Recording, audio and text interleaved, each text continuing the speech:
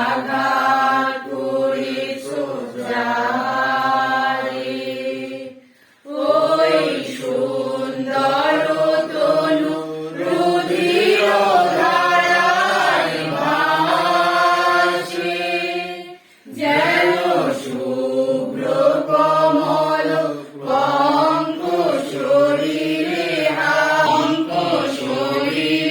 হাসে।